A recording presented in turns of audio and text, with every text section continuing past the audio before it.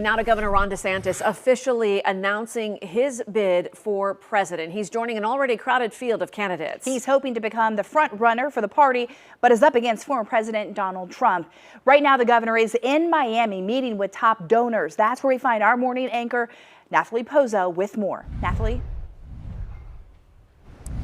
Aaron, Tiffany, a good afternoon. Florida's governor is now running for president of the United States. We are live in Miami at the Four Seasons along Brickell Avenue, where Governor Ron DeSantis is meeting with top donors here today, less than 24 hours after announcing his bid for the White House. We can tell you it has been pretty quiet out here today, aside for just a few police cruisers around the corner. City of Miami police here around the corner.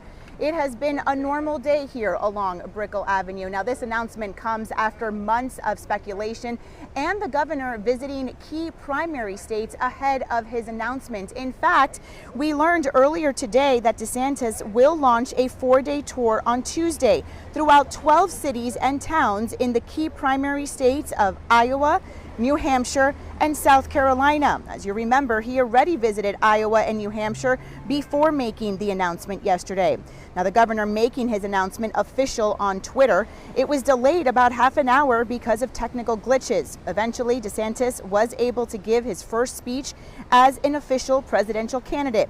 Now, we never mentioned his primary GOP rival. We're talking about former President Donald Trump, but the governor did talk about choosing a new direction for the Republican Party. The tired dogmas of the past are inadequate for a vibrant future. We must look forward, not backwards. Now, even though DeSantis did not exactly mention Donald Trump by name, that did not keep the former president from taking to social media, Truth Social, to post his reaction to DeSantis' announcement. Take a look at this video here. Former President Donald Trump mocking DeSantis' launch for president, calling it a disaster and predicting that DeSantis will be that as well. On Tuesday, Trump criticized the governor for using Twitter to avoid scrutiny from people and the media.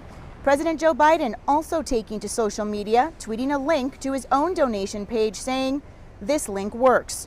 The Palm Beach County Democratic chair had this to say about the announcement. Ron DeSantis wants to make America more like the Florida he's made. Heaven help us all. Florida is a nightmare due to his misplaced leadership, priorities, and policies. Now, DeSantis just joined a growing list of Republican presidential candidates. He is number 9 on that list. Of course, also on that list is former President Donald Trump. We do want to show you the latest poll here. Take a look at your screen. This is a poll from Quinnipiac University. It shows Governor DeSantis leading over President Joe Biden by just 1%. That's among all registered voters. But former President Trump still leads DeSantis by more than 25% for Republican and Republican-leaning voters. That's much higher than the previous poll in March when Trump led DeSantis by just 14%. So what is next for the governor? We did speak with a political science professor at FAU who says what the governor is doing right now behind these doors here is exactly what's next, meeting with donors and raising money. According to political experts, DeSantis needs to raise money to build a campaign and compete in multiple states and hire political experts in those key states that the governor again plans to visit starting on Tuesday. Now, before his announcement yesterday, the governor did sign a new bill into law that would allow him to remain governor of Florida while still running for president. Our coverage does not end here. We will be live in Miami all afternoon.